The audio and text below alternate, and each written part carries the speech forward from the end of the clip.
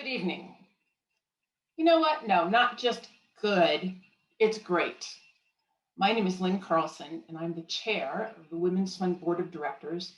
And on behalf of the entire board, welcome and great evening to all who have joined us for this celebration of grants. You know, what a year we have had. We're still virtual, still mostly masked, and still a little socially distant.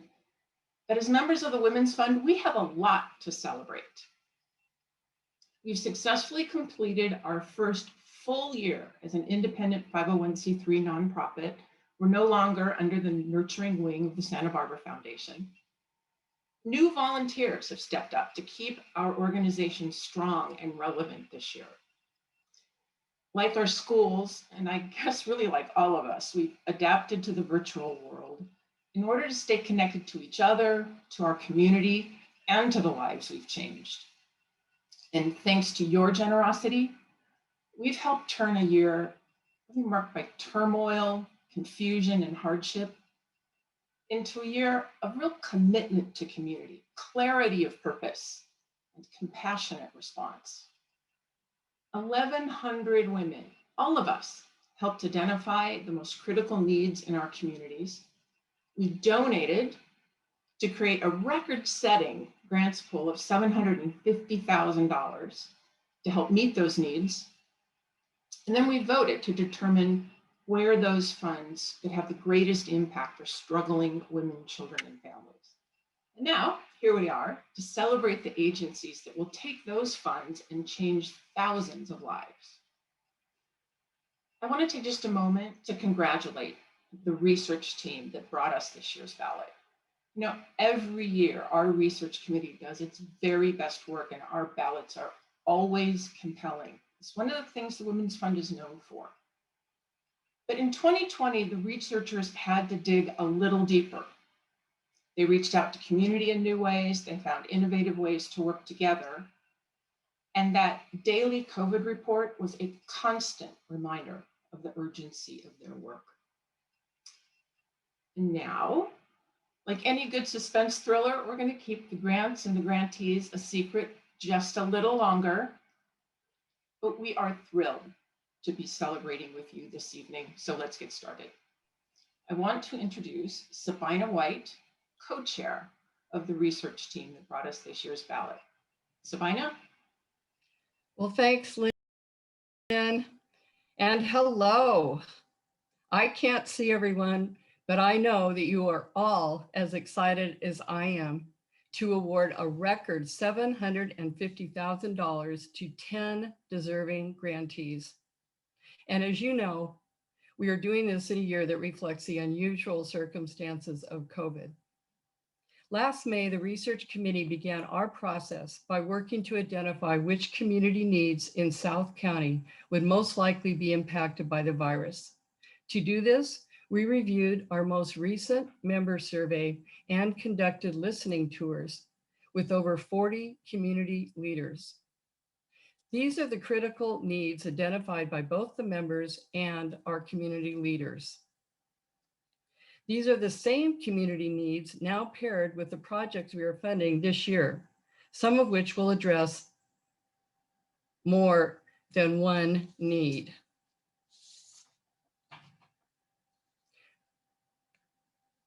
When selecting agencies to research, we always start with the Women's Fund database, which includes local organizations that serve women, children, and families. We add agencies when we learn about them through our members, news stories, community leaders, and internet searches. This year, the listening tours helped us zero in on 56 agencies positioned to respond to the community needs impacted by COVID. We wanted to be able to consider all these agencies, so we waived the usual waiting period for organizations that have been on our ballot in the last 2 years. To start our process last summer, each researcher contacted several agencies to have initial discussions about potential projects. Based on these conversations, 22 were asked to submit applications. This list included 4 agencies receiving grants today who have been on our ballot in the past 2 years. Through our conversations with nonprofits, we learned that many were facing uncertainty about their finances. Fundraisers have been canceled and private and public funds reallocated. For this reason, we put into place a rigorous pre-screening process to be sure that we only considered agencies that we assessed to be financially viable. 3 of this year's grants provide gap funding to help these organizations sustain much needed services. Many agencies we considered were experiencing a significant increase in demand for their services. 5 will receive grants so that their existing programs can serve more clients. We also funded 1 new program and 1 capital grant, both of which will provide critical services. Before introducing the grantees, I'd like to tell you just a little more about how the research committee works. And you can find additional information about this on our website. As many of you already know, our research process differs from other grant-making organizations in at least 4 ways. First, the research committee reaches out to the agencies. We do not accept unsolicited applications. Second, the research committee does not decide who will get the grants. You decide.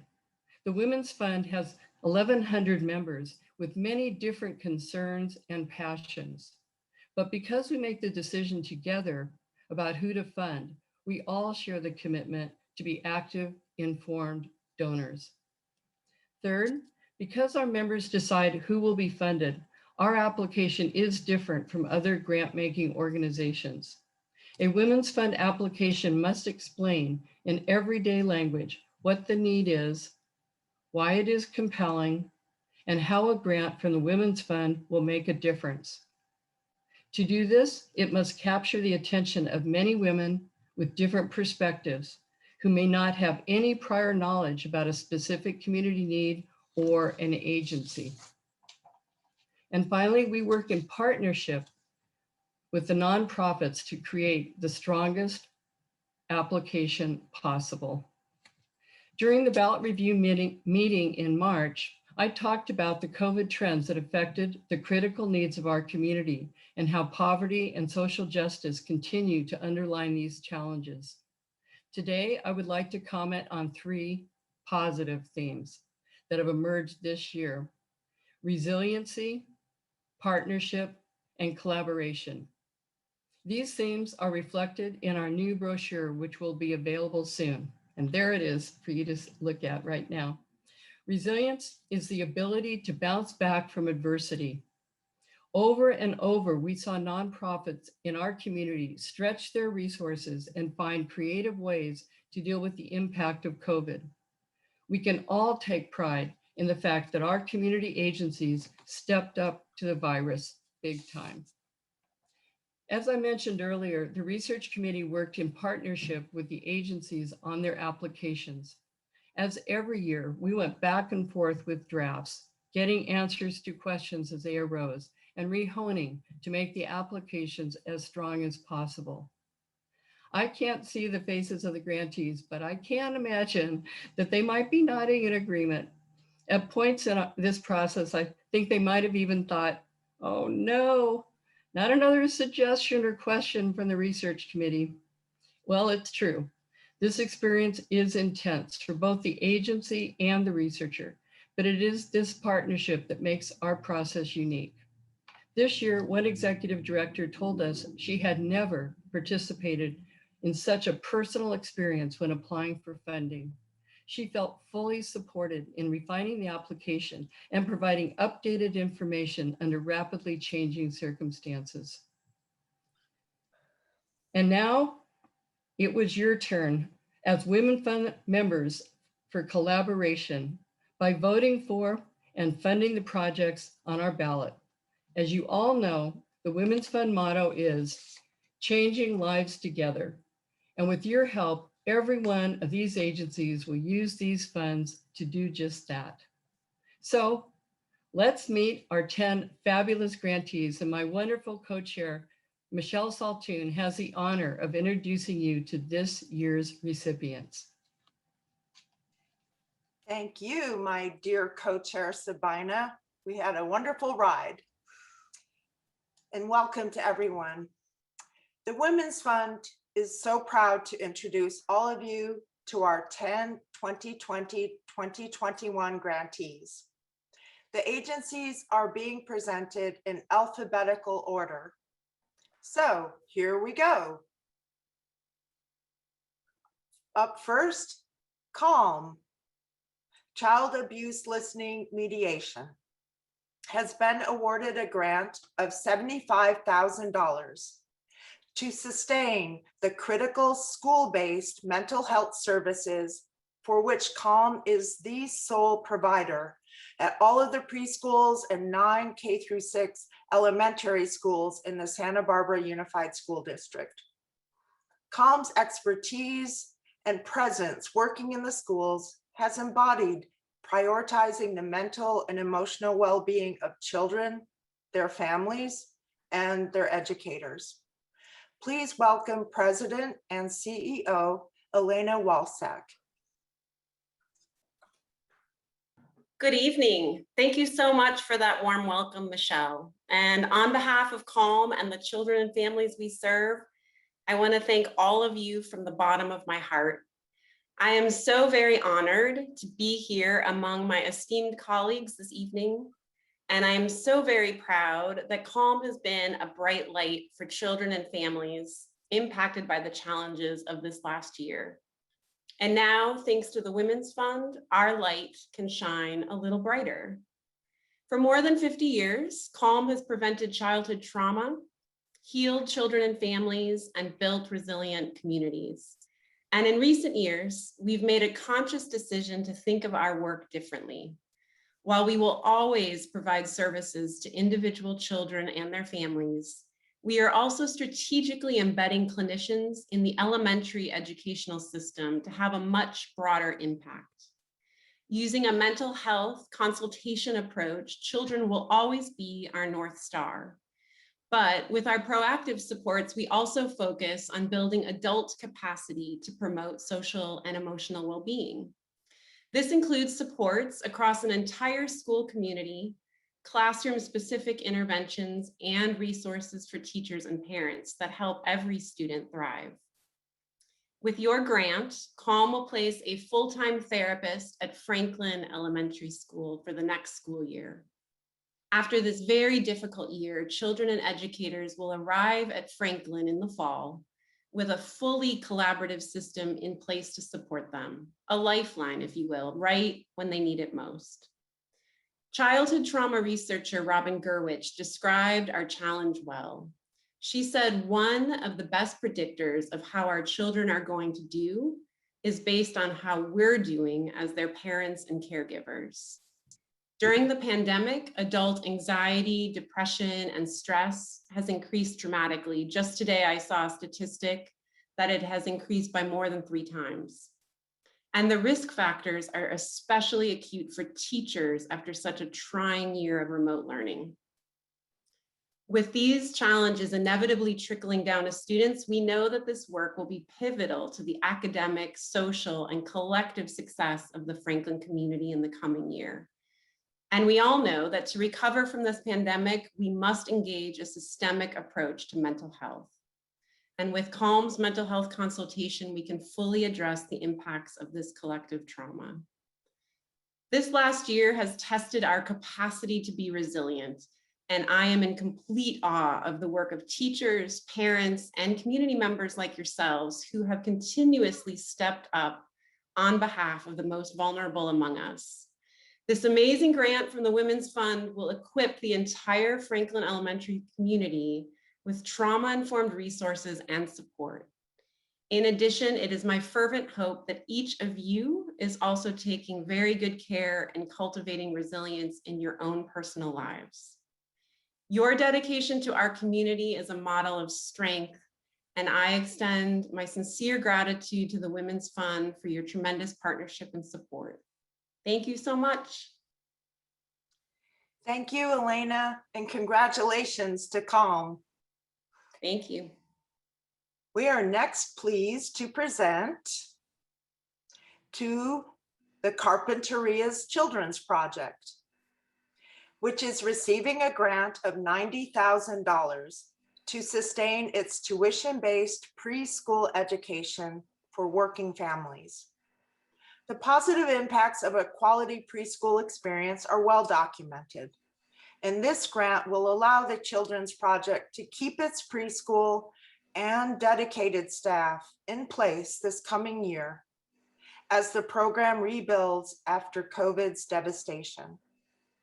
Please welcome Teresa Alvarez, the Interim Executive Director. Thank you, Michelle. First and foremost, thank you, Women's Fund members. Your support of the Carpenteria Children's Project offers hope to the families and the children we serve by allowing us to continue to provide high-quality childcare to working families that need it most. Our mission at CCP is to prepare Carpenteria Valley children to enter kindergarten ready for success, regardless of the challenges they face, and promote access to a strong network of resources Carpenteria families need to thrive. Our early childhood education program was significantly impacted by the pandemic because COVID restrictions drastically limited the number of children per classroom. Although these precautions limited exposure to the virus, they also meant a significant decrease in tuition revenue. As a mom of two under the age of 4, I understand the importance of dependable childcare. Without it, I would not be here speaking to you tonight. Thank you to my mother-in-law. The families we serve cannot return to work without reliable childcare, and we are proud that we were able to partially reopen our sites in July of last year. We also found that most families who returned to our program required a scholarship because they had been unable to work and were under severe financial strain. That also resulted in decreased revenue for our program, but we knew we needed to be there for our working families.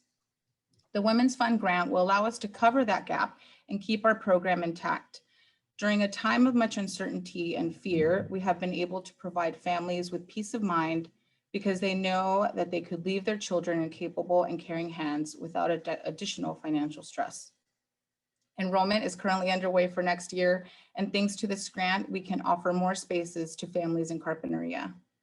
To give you a better idea of what a difference this grant will make, allow me to share just one story from one of our current families. I'll call them the Lopez family to protect their privacy. The Lopez family enrolled their child before the pandemic. He was thriving in our program and receiving special services for his speech delay. When the pandemic hit, Mom worried he would regress because he could not interact with his peers or his teachers. Our staff quickly pivoted and planned lessons online, conducted Zoom circle time, and created packets for families to take home. The Lopez family truly appreciated this virtual support. When businesses started opening up, Mom and Dad had to return back to work to pay for the rent of their home that they shared with 2 other families. When we reopened, they were eager to return, but could not afford the tuition because they had been laid off for some time. We were able to help with a scholarship because of gifts like this grant from the Women's Fund. Recently, I found a handwritten note from the Lopez family. Mom gave me permission to share. Her note said, "My son had a speech delay and we were referred to Tri-County's Regional Center. There, they determined that my son was autistic. He didn't like music, he ran away from his peers and wouldn't look at people in the eyes. Since being at CCP, he has advanced in all aspects and I see that he is happier." She went on to say, "Education is the best opportunity we can grant our children as parents.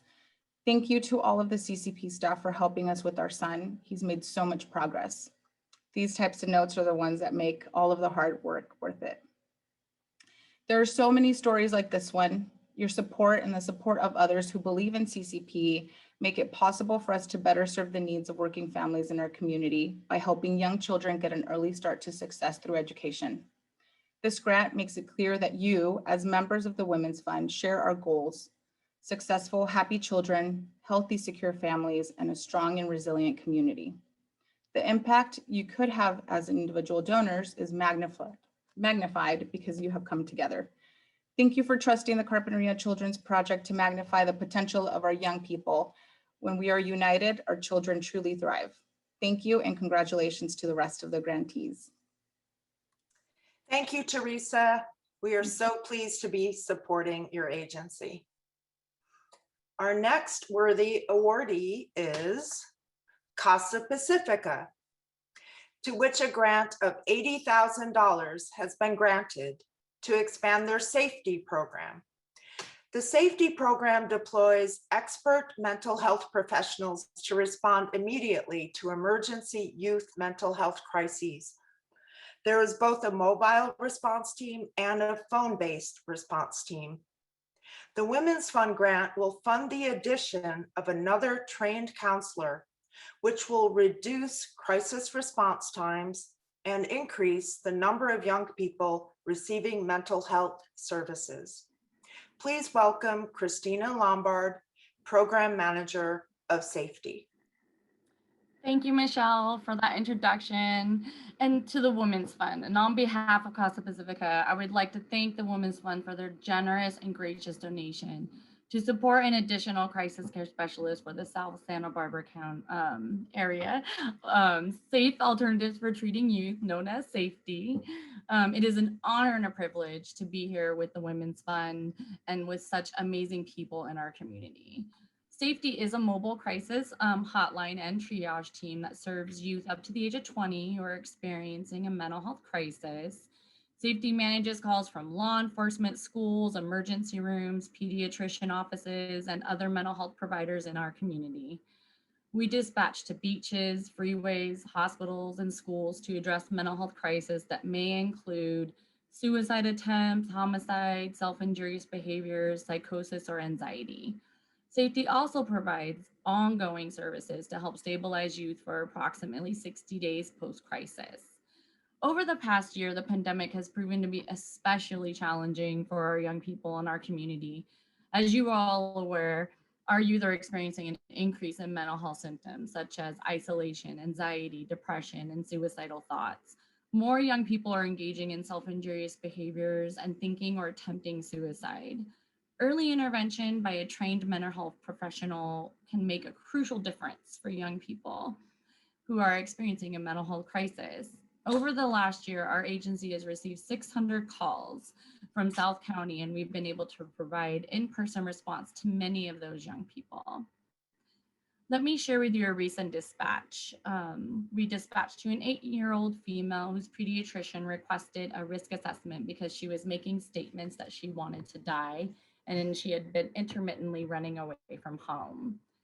The youth's mother was at a loss and she did not know how to help her daughter. Our team safety planned to address the immediate crisis and then provided ongoing services for about 2 months, teaching skills and coping strategies to the child and the mom. In particular, we helped the youth learn how to manage frustration in ways that wouldn't lead to dangerous behaviors. At the end of services, the child's mother reported her daughter had stopped making suicidal statements and had not attempted to run away. The youth was better able to recognize her own triggers and feelings, and she was more engaged in school. One more story. In another case, safety responded to a 13-year-old female who was a victim of a sexual assault. However, she had not told anyone about her experience. Safety was the first professional organization she shared and felt comfortable sharing her experience with. Our counselors provided comfort, support, and guidance as she began a difficult journey to healing. Among other things, we assisted her throughout the interrogation with police. The youth said she felt very grateful to have had safety with her during that difficult process. The grant and additional crisis care specialists will enable safety to provide early intervention and faster service to clients. And being able to provide rapid response and appropriate follow-up will make more likely that young people experiencing a mental health crisis will get the help that they need when they need it. Thank you again to the Women's Fund for this generous donation and for all the amazing work you guys do for the community. And to all the other recipients, congratulations. Thank you, Christina, and best wishes for continued success in this very important work. For 130 years, the Cecilia Fund has provided financial support to cover medical and dental bills for those who cannot pay for needed medical care. Due to the pandemic, there has been a sharp increase in requests for such assistance, and the Women's Fund is granting $50,000 to the Cecilia Fund to help meet this increased need. Please welcome Marion Schoenberger, President of the Cecilia Fund. Thank you, Michelle, and hello to Women's Fund members and guests. I'm thrilled and honored to be here tonight. On behalf of the Cecilia Fund Board, we thank the members of the Women's Fund for this generous grant. Even more important, we thank you on behalf of the individuals in the community who will now be able to obtain critical medical and dental care they otherwise couldn't afford. Nearly all the people this grant will help didn't anticipate being in a position in which they would need financial assistance. There were women and families who are already struggling financially when they are confronted with a serious illness or diagnosis that leaves them with medical expenses they simply can't afford. To fully appreciate the mission of the Cecilia Fund, we need to go back to the early 1890s in Santa Barbara. Electricity, sewer, and long-distance telephone had just been introduced. It would be several more years before the first automobile appeared on city streets. In 1891, a group of forward-thinking women formed a small musical group called St. Cecilia Club. Their ambitious concert schedule raised money to provide a free room for women and children who couldn't afford to pay. Now in our 130th year and our second pandemic, yes, we were here in 1918, we remain committed to that single mission of assisting the most vulnerable with critical healthcare expenses. This past year has been especially difficult. So many of our neighbors have been impacted by the pandemic, jobs lost, income diminished, and savings wiped out. People who have been doing their best to keep a roof over their heads and food on the table are hit with a critical health issue they can't afford to treat. Let me share just a few examples of the people the Cecilia Fund has been able to help. A young woman in her 30s, employed full-time, and then she learns of a diagnosis of breast cancer. She was unable to work following her double mastectomy surgery and aggressive chemotherapy. Even though she had insurance, she wiped out her savings and maxed out her credit cards in an effort to pay her medical bills. The Cecilia Fund stepped in, paid the bills that her insurance wouldn't cover, and fortunately, this young woman recovered and returned to full-time employment. A high school student with a rare hereditary disease causing blindness. An iPhone would give him access to apps that would help him learn despite his visual impairment, but his family couldn't afford one. The Cecilia Fund paid for an iPhone, and the young man was able to continue attending classes, graduate with his peers, and remain engaged in the community. He's now attending City College, pursuing his interests in film and music. And finally, a waitress in her 50s who has worked for 20 years in Santa Barbara. Due to COVID restrictions and shutdowns, she has worked far fewer hours in the past months and has dipped into savings to make ends meet. When she was recently diagnosed with mouth cancer, she needed significant dental work before she began radiation treatment, but she had no way to pay for it. The Cecilia Fund acted quickly to pay for her dental care so she could start cancer treatment. She plans to return to work when her treatment's completed. This grant from the Women's Fund will help the Cecilia Fund provide assistance to even more individuals like these in the year ahead. Our organization is run entirely by volunteers, so every dollar of this grant will go directly to people who need it. Thank you for your generosity. Thank you for your generosity so that we can continue our critical mission. And thank you to Kim Holmquist and the rest of the research committee for inviting us to the dance. And thank you to Women Fund members for your votes. And congratulations to all the grant recipients. Thank you. Thank you, Marion. The Women's Fund greatly appreciates this partnership. Another partnership which we are proud to support, the Promotores Program of Children and Family Resource Services, is receiving a grant of $100,000 to provide training and certification of 24 new volunteer promotores, or family health navigators. These 24 bicultural and bilingual promotores will reach out to and look out for the physical and emotional care of 2,400 individuals in their neighborhoods and provide access to social services and healthcare systems, including the Sansom Cancer Center and the food bank. Please welcome Maribel Landeros, lead promotora and health advocate. Good evening, buenas tardes. Thank you on behalf of Children and Family Resource Services and the Santa Barbara County Promotores Network.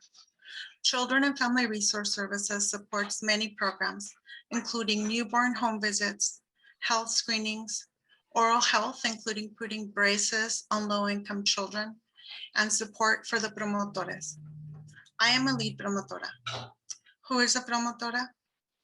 I am a community health worker who is invested in the health and well-being of our Spanish-speaking Latino community.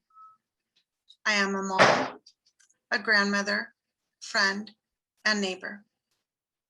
I give my time and my heart to those around me. Through the Promotores Network, I get the opportunity to educate myself and then go work in the community. I might work on peer-to-peer support groups, Alzheimer's education, caregiver support, asthma education, oral health education, end-of-life support, Parkinson's education, and much more. I am who I serve, which is why I have earned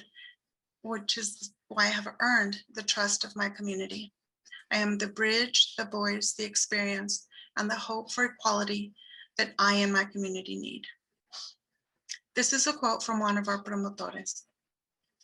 Being a promotora de salud has changed my life. I thought my life was only about being a wife and a mother. When I joined the group, I realized that I also needed to have the role of individual person to grow and take care of myself. I am a diabetic.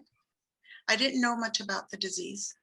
Joining the Promotores family opened the doors to me of more knowledge by getting involved with the diabetes organization and being part of this change in our community, by bringing workshops and information to our community, with the aim of raising awareness and knowledge of everything to achieve a better life. The Women's Fund grant will allow us to become certified as family health navigators. This will not only give us pride and recognition as professionals, but it will give us the concrete skills to work with each parent and family caregivers, including communication, coping, and health literacy, as well as education and behavioral health and physical health areas. This grant is timely because the impacts of the pandemic have hit our community hard. The certification will support us to help even more people in our community, ensuring they get vaccinated, promote health, prevent disease, and encourage healthy behaviors across our communities. I too want to thank all of the other grantees. And as I said, we are who we serve. And I believe promotores and our community really embody the three trends identified this year, which are resiliency, partnership, and collaboration. Thank you for this opportunity to grow and continue to serve our community. Thank you to the Women's Fund. We appreciate your words, Maribel, and especially your community work. Thank you. Thank you. We are now happy to congratulate Children's Resource and Referral of Santa Barbara County, which is receiving a grant of $100,000 to expand the number of licensed family child care centers by training 30 women to open and operate newly licensed family child care centers. These new centers will add 240 available childcare spaces. Santa Barbara County is currently experiencing a severe shortage of licensed childcare spaces, which limits mothers' ability to pursue education or employment, thus adding more strain on working families. Please welcome Dr. Michelle Graham, Chief Executive Officer of Children's Resource and Referral of Santa Barbara. Good evening. What an amazing honor it is to be here tonight. I'm blessed to be among other dedicated and supportive strong women. Tonight's grant will allow Children's Resource and Referral to support 30 family childcare providers through our Steps to Quality program, while creating 240 much needed new childcare spaces. In this program, childcare providers gain a strong understanding of children's developmental needs, ensuring hundreds of children are being prepared for success in school. This grant will not only meet an immediate need for creating new childcare in Santa Barbara County, but these spaces will be sustained for years to come. For instance, Jessica, who your dollars supported back in 2015, was able to start her childcare business. In 2018, she again relied on the support of Women's Fund to increase her license capacity and could then serve even more children. 6 years later, she continues to serve new children every year. The confidence, independence, and ability to support herself and her family greatly changed her life forever. The impact of Jessica and others like her will last a lifetime. This year has been incomparable. COVID-19 has left vast destruction in our communities, our countries, and our world. Families have lost their lives, their loved ones, their jobs. Schools and businesses are closed, some forever. The one constant in our community that has served as a quiet backbone to the essential workforce is childcare. At Children's Resource and Referral, we have been able to support childcare by offering training on the most current guidelines for cleaning, disinfecting, sanitizing, and health and safety checks.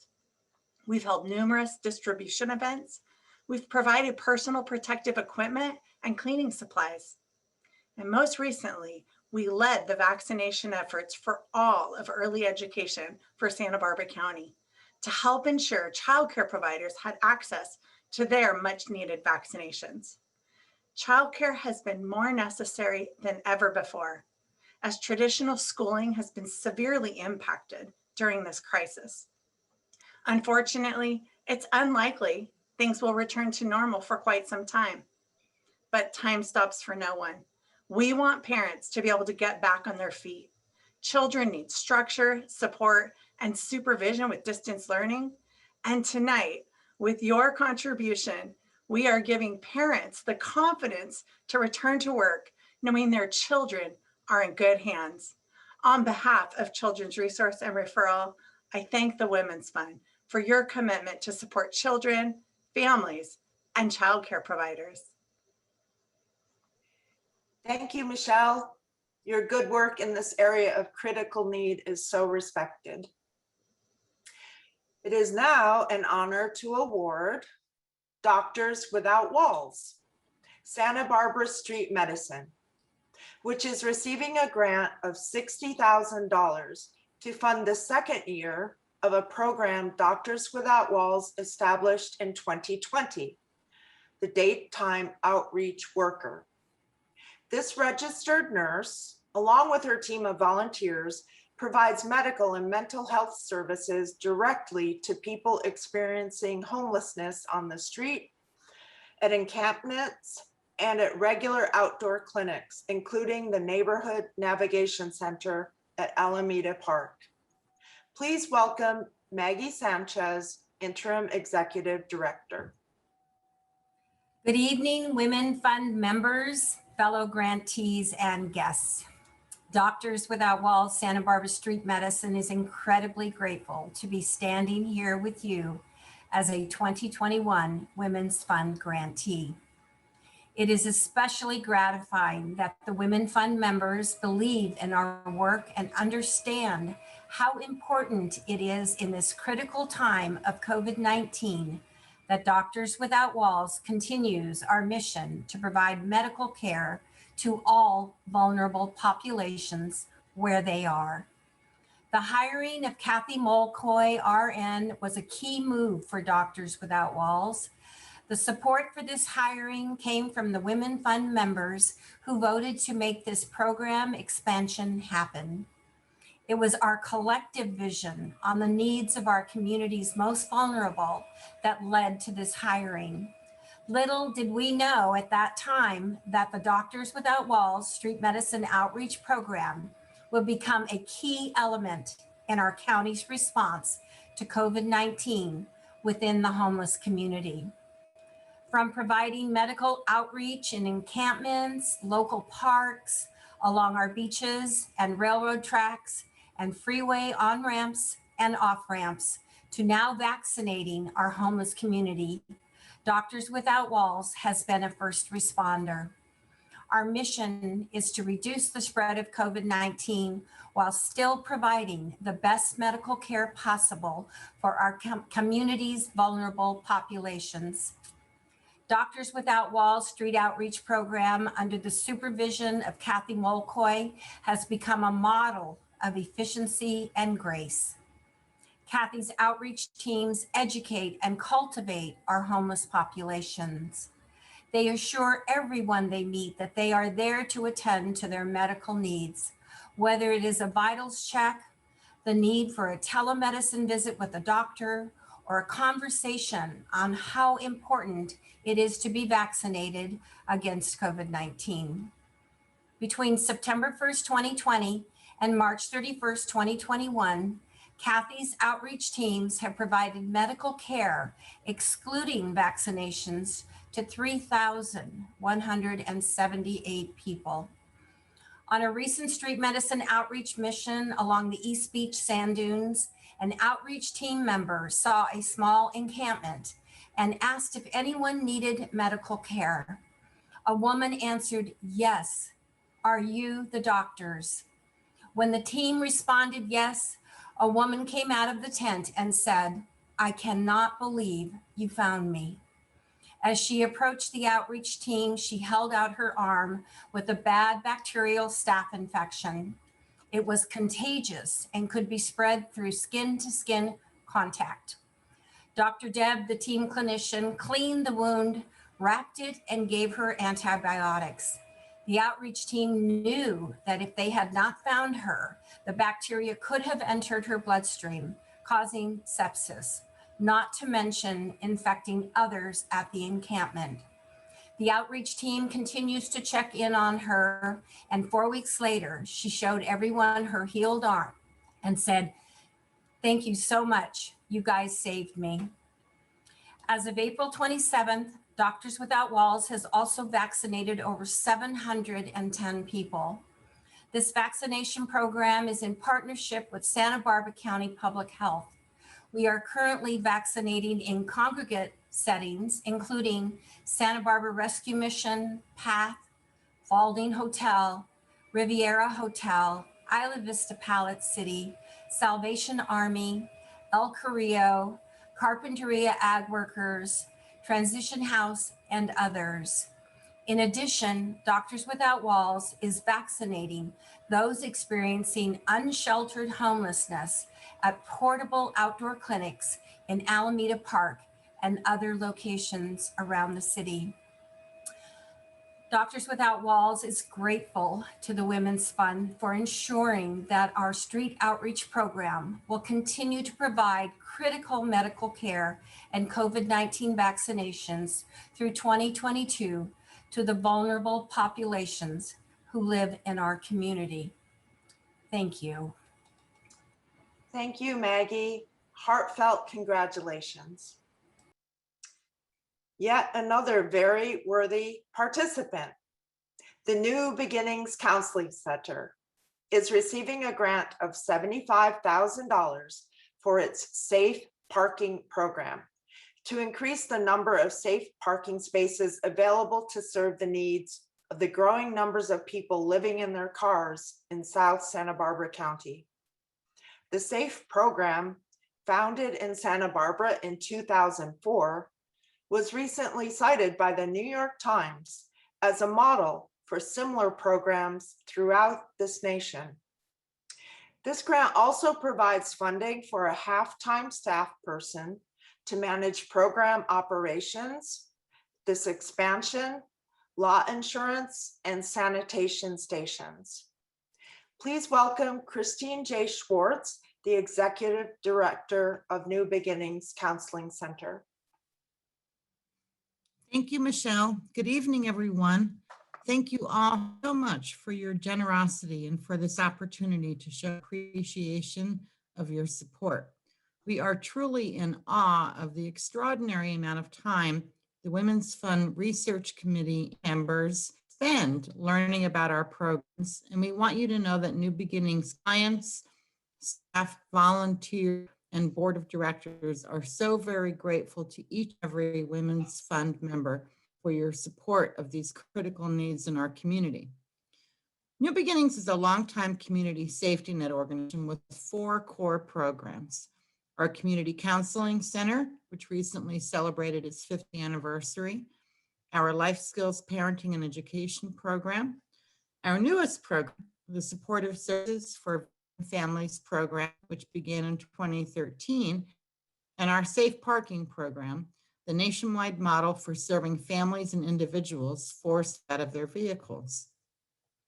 Safety and stability are at the center of our work, and we believe that all people deserve emotional health and well-being and their own place to it at night. Unfortunately, and especially given the last year that we've all just had, both of these remain unattainable for an increasing number of our community members. This is why the Women's Fund grant has come at such a critical time for us. New Beginnings is working to expand our safe parking lots and spaces so that we can meet increasing need and help people to achieve safety and housing stability for themselves and families. Program participants come to us through community partner referrals, coordination, and self-referrals. Upon reaching out, new clients are walked through the extensive intake process and matched to a lot that suits their vehicle, household size and makeup, service, and geographical needs. Once assigned to a location, new clients meet with our lot monitor a lot, display their pet, and settle down for likely the best night's sleep that they've had in a very long while.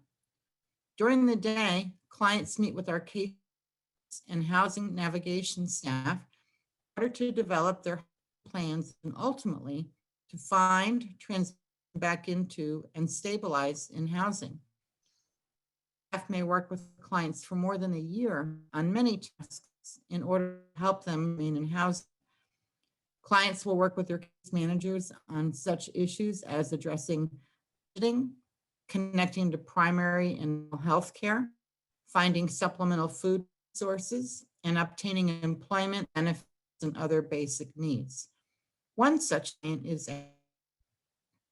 self-referred to the Safe Parking program because he was in an RV and needed to be off of the street, the oversized vehicle ordinance.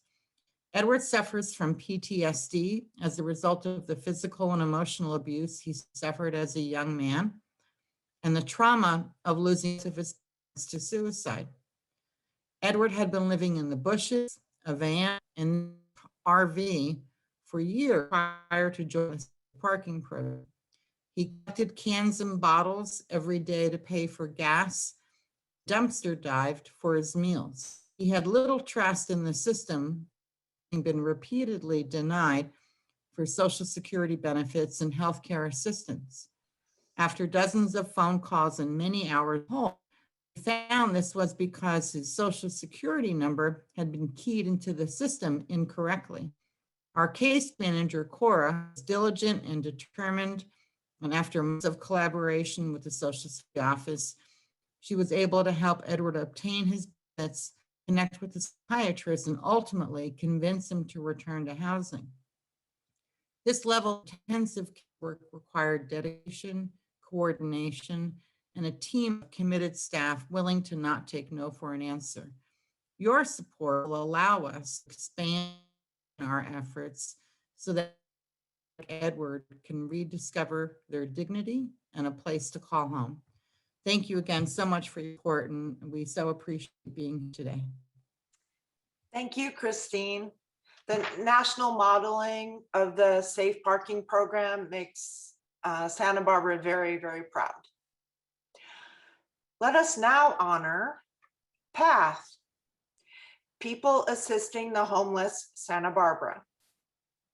PATH is receiving a grant of $50,000 to purchase and customize a new cargo van to collect and safely transport food donations from Trader Joe's and other food outlets to homeless shelters and 12 other agencies serving the homeless. The new van will secure an important route which delivers nutritious food every day to more than 450 people. Please welcome Tessa Madam Storms, Regional Director of PATH. Good evening, everyone. We're incredibly honored to be part of this year's impressive group of grantees and so grateful to be together with all of you today. What a wonderful occasion to celebrate, especially after such a strange and uncertain year. If the pandemic has taught us anything, it's the value of connection, community, and collective action, all of which are undeniably on display here tonight. I want to start off by thanking each of you for your commitment to changing lives in Santa Barbara through philanthropy. Your long hours, intensive research, and financial commitments truly make a lasting impact in our community. At PATH, our mission is to end homelessness for individuals, families, and communities, and we simply could not do that without supporters like the Women's Fund. This year's grant will fund the purchase of a much needed new commercial van to support our food donation program and the ongoing transportation of client belongings. Every day, our teams drive to grocery partners across the city to pick up food donations that play a critical role in keeping the individuals we serve healthy and fed. This includes over $1 million in product from Trader Joe's each year to help feed the 100 residents living in our interim housing program, as well as many of the people we are supporting in motels and in permanent housing. After 10 years on the road and almost 250,000 miles on the odometer, our current vehicle is simply not up to the task of providing reliable transportation for our staff, clients, and volunteers who use it. The van is more than weary, it's worn out. Our meal programs are an integral part of the wraparound services we provide to our interim housing residents on the path to permanent stability. Readily available, nutritious meals not only enhance the health and well-being of the people we serve, but also help to relieve food anxiety and promote a focus on their longer-term goals. The new van will allow us to provide this important peace of mind and stomach to the over 500 men and women who come to PATH each year for shelter, support, and a new start. This is our third grant from the Women's Fund, each one generating real positive change for our programs and the people we serve. We look forward to hitting the road with these dollars and are excited for the lasting impact that will be created through this gift. So thank you all again. Thank you, Tessa. We look forward to seeing this spiffy new van on our local streets. Our 10th and final grantee for this year is the United Boys and Girls Club of Santa Barbara County, which is receiving a grant of $70,000 to provide scholarships to 103 children, ages 6 through 12, attending the Boys and Girls Club's Summer Spectacular Camps. The spectacular camps will include daily educational sessions in 4 core subjects: math, science, language, arts, and social science, as well as tutoring, and of course, the typical recreational fun associated with day camp. Please welcome Laurie Lees, Executive Vice President of Advancement. Hello, everyone from the Women's Fund. I am so honored to be here and want to thank you for recognizing and supporting the work Boys and Girls Clubs do in our community. I'm here today to speak for those unable to stand before you today, the children who need us most, and rely on our clubs to broaden their horizons and discover their inner potential. Boys and Girls Clubs impart kindness, perseverance, and a drive to transcend the obstacles of the present to reach the possibilities of tomorrow. In 1860, during a time of segregation and extreme poverty, Boys and Girls Clubs were started by female leaders who saw the inner potential in every young person and provided opportunities to discover it. And yes, Boys and Girls Clubs were started by women. Last August, when schools remained closed to in-person learning, our clubs opened as full-day learning and enrichment centers for students who lack the resources at home to succeed with online classrooms. As the centers received new students weekly, what we really saw was shocking. Students showed up that had not been to Zoom classes in months or were missing hundreds of assignments. At that point, our team knew that we would have to reimagine what summer camp looked like this year. Our enhanced summer camp will offer daily tutoring and 1-hour education modules aligned with students' needs to get them performing at grade level. This year, the Women's Fund has funded full scholarships for 103 students to attend 9 weeks of summer camp. It's pretty incredible. Here is just one of the stories of the 103 students that all of you here today are helping. Over 3 years ago, I created what I call the Soul of the Club. It's a program that an organization runs that kind of encapsulates what the organization's all about. It's why we exist. The soul of the club is our kids. Joshua first visited the club in late October when his mom brought him by to say hello. Josh's mom let us know he was falling behind in school, and she was looking for somewhere for him to get some extra help with his schoolwork and, socialize with other kids. Josh's mom brought him to the club, and he was just so excited to be there, and to his surprise saw many familiar faces. At this time, it was especially important to his mom because his parents had recently separated and he was really struggling with the transition at home. When we spoke with his dad, he explained that they shared a car and transportation immediately became an issue when they separated. This is part of what we have, resilience. His family struggled to make ends meet, but Josh's dad was determined to get him to the club. His dad eventually decided to buy a 2-seated bicycle to transport him to and from the club. Josh's dad called us to let us know that this program had given Joshua a boost and made him feel inspired again about learning. Thanks to the Women's Fund grant, Joshua's participation in our Learning Enhanced Summer Camp this year will help him get back on track with his education. Opportunities for children outside of school are essential contributors to their future, and in many unexpected ways, summer camps become essential. They allow parents to go to work knowing their kids are safe, and for children, they provide a new world of friends, sports, field trips, learning opportunities, and positive influences. These all have the potential to grow into lifelong passions and treasured memories. Just thank you so much for everyone here and at the Women's Fund for supporting our Boys and Girls Clubs and seeing that all of our children deserve opportunities to persevere and grow outside of school. Thank you. Thank you, Laurie. This camp program will be a bright light in our community this summer. The Women's Fund is filled with pride to celebrate these impressive 10 grantees and the very effective programs that they are providing in our community to benefit women, children, youth, and families. We look forward to partnering with these agencies throughout this coming year as they seek to rebuild and strengthen lives profoundly hurt by the pandemic. Thank you to all of you, the Women's Fund members who have dedicated yourselves to building a grants pool that will now be infused throughout our community, helping thousands. Now, please welcome back our esteemed board chair, Lynn Carlson, for a few closing remarks. Wow, I hope you had a few wow moments, maybe had your heartstrings tugged a little bit. I certainly did. Isn't it amazing what we can do and support together? And speaking of together, if you are a Women's Fund member, you made these impactful, life-changing grants possible. You are the power of together.